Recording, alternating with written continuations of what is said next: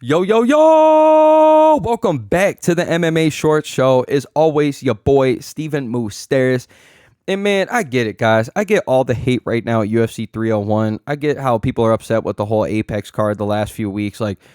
But at the end of the day, we just had UFC 300, which was the most stacked fight night that we could possibly ever have. It might have been the greatest night in MMA history. That's how crazy of a fight night that was. If we're talking just from start to a finish of a card, I mean, it absolutely delivered. And I mean, how many times do we have stacked cards where we're like, oh man, we're expecting so much, and then either, it's anticlimactic with, maybe an eye poke finish that nobody wanted, or, a fight was stopped early, or maybe the fight just was lackluster. Like, we got really lucky a couple weeks ago. So if we got to settle a little bit for the next few fight cards to kind of be in lackluster before we get crazy here in the summertime, like, sign me up. But I think the only thing that I'm actually shaking my head at this weekend that just doesn't make sense to me at all at UFC 301 is the placement of Jose Aldo on this card. I have no idea. And for some of the options that I thought they could have done, which, I mean, I'm not don't get me wrong, I'm not a matchmaker and everything for the UFC, so it's easy to sit here and play armchair quarterback and whatnot and all these things. But the one thing that is confusing to me, I get UFC 300, like I said, hindsight's 2020 as well. So before I start saying all this, I get it. Maybe these fights wouldn't have played out the way that they ended up playing out, or anything could have changed. You never know if you would have took some of those fights off. But if you think at UFC 300, if we would have just maybe made the BMF title fight the main event, and you kept, Yao Shinan and good old Zhang Weili there at the co-main event, that fight night wouldn't have lost anything at all. And especially if the BMF fight would have played out the exact same way as the main event, there would have been no complaining whatsoever. I don't think it would have changed a single thing. But imagine now you have Alex Pereira 2 weeks, 3 weeks later, and now you get to watch the Alex Pereira Jamahal Hill fight in Brazil.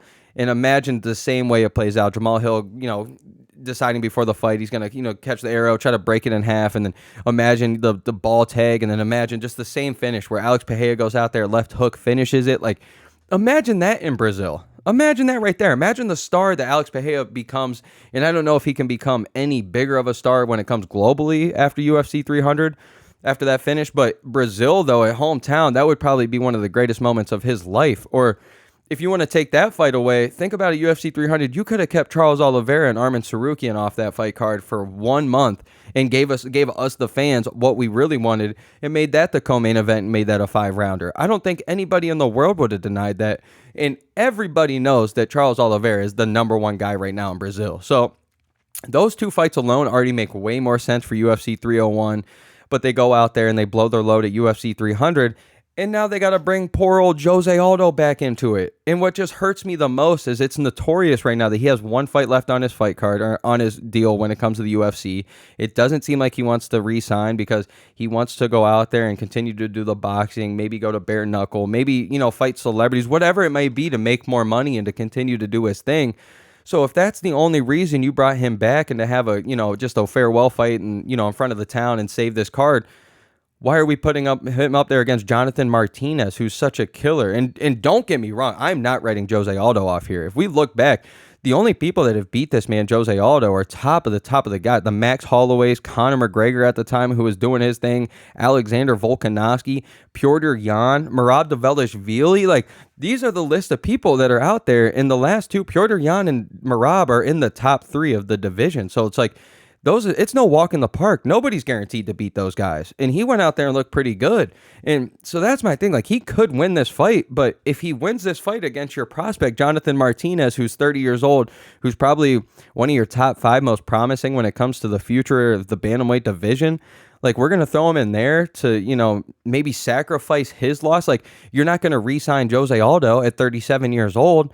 Like, and Jose already, like, if he does go out there and beat Jonathan Martinez, like, what would even be next for him? Because he's already beat Chito Vera, who's ranked number 4. He's already beat Rob Font, who's ranked at, like, number 7 or number 8. And then you add Jonathan Martinez to it, and who's in the top 12. Like, it's off to the races again at such an older age. And even all this, man, to have him go out there, if he goes out there and gets absolutely destroyed by Jonathan Martinez, it also just doesn't make sense to me. This guy, Jose Aldo, is already a Hall of Famer. The most beautiful thing about his career currently is the last time we saw him to deal with anything with the UFC was his retirement, or his Hall of Fame, announcement.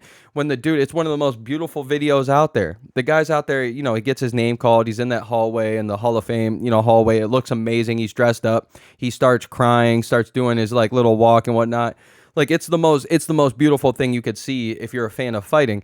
And now we got to bring him back out here. And, yeah, he lost to Merab, but it was just a grueling fight that he just got out grappled. Like, he still looked good. He still looked good on the feet and everything. It just, Merab's just that guy. And now we're going to go out there and sacrifice him against a 30-year-old.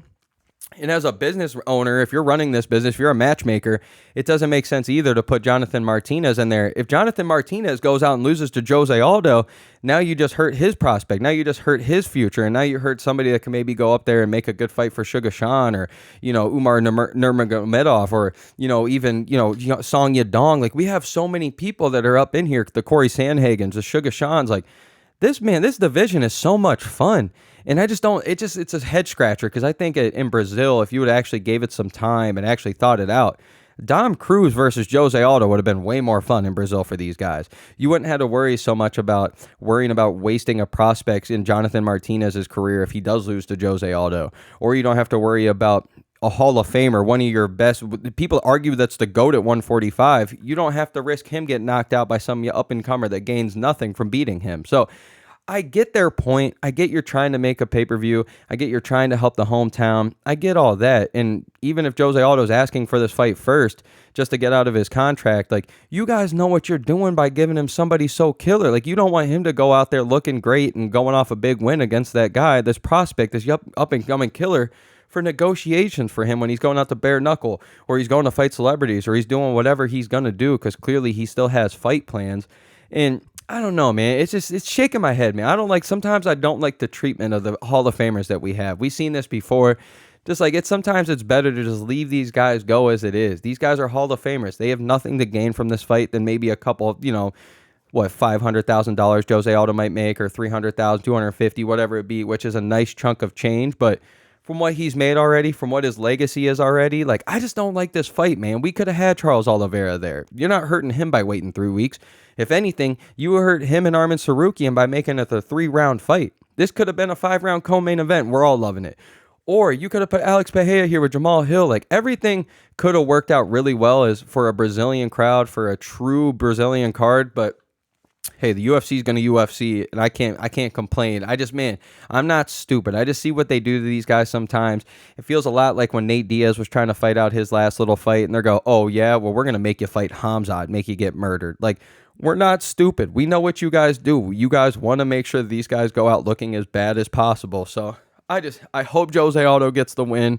And for UFC 301's sake, I hope Steve Ursay goes out there and beats Alexander Pantoja. I love Alexander Pantoja, but I just don't like how this division has been so, at 125, these guys are just sitting there, either they're hurt or they're denying fights up at the top 5, and it takes the guy that's number 8th ranked, I think, to come up and actually fight the champion. Like, it would just be so cool to have somebody like Steve Ursay, who looks like a nerd a little bit, doesn't talk very loud, not very charismatic, and then for him to come out there and just to beat the guy in his hometown, that would be pretty cool. But, regardless, I'm going to watch this UFC 301 fight, this card. I'm going to be excited about Aldo coming back, but it's just a head scratcher, man. I just don't like it. I don't think it's needed. So you guys let me know what y'all think.